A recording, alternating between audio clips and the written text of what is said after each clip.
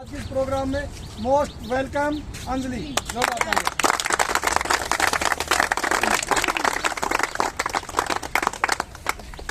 मेरे को तो समझ में ही नहीं आ रहा है। देखो मेरा तो ये पहले तो आप सबका थैंक यू सर का और आप सबका, आप लोगों के प्यार से आशीर्वाद से ये हुआ है। मेरे को तो नहीं लगता था, क्योंकि मैं तो बिल्कुल ऐसे हो गई थी मेरिट में कि अब नहीं होगा मेरा, क्योंकि फाइनल रिजल्ट आया था तब नहीं हुआ था। पर सुरेश जी सर को ये विश्वास था कि नहीं तेरा तो वेटिंग में आएगा, मैं कह रहा हूँ तेरा वेटिंग में आएगा, और वो आ गया। वरना मुझे बिल्कुल विश्वास नहीं था। और जिस दिन रिजल्ट आया था उस दिन मेरे को खुद को पता नहीं था, मुझे भी कोई तीसरा चौथा बता रहा है कि तेरा सिलेक्शन हो गया है।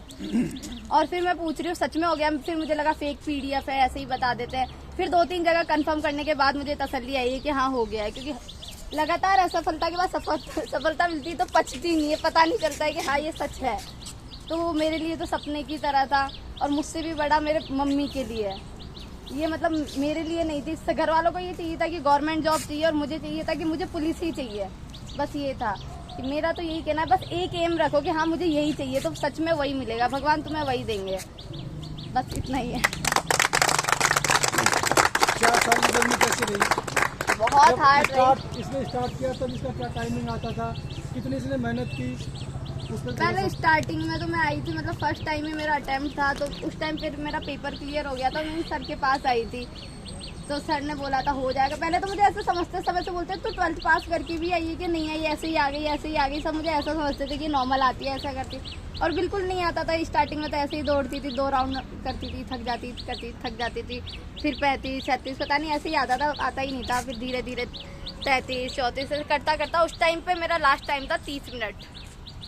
फिर धीरे धीरे उसमें भी वैकेंसी में हो गया था, फिर उसमें मेरिट में रह गई। फिर इस बार मेरे 2 पास हुए, टेलीकॉम का भी पास हुआ और उदयपुर से कांस्टेबल का भी पास हुआ। फिर इन दोनों में भी बहुत अच्छा फिजिकल हुआ, मतलब 150 बच्चों का बेस था जयपुर में, तो उसमें भी मेरा फर्स्ट रैंक पे आई मैं रनिंग में। उदयपुर भी हुआ तो उदयपुर भी मैं 100 बच्चों में से फर्स्ट रैंक पे आई, तो उधर से हाईलाइट हो गया। फिर उन्होंने बोला नहीं तेरा तो फाइनल हो जाएगा, फिर वहाँ से इतनी एक्सपेक्टेशन मिल गई, सबसे एक्सपेक्टेशन मिल गई, नहीं इस बार तो हो जाएगा।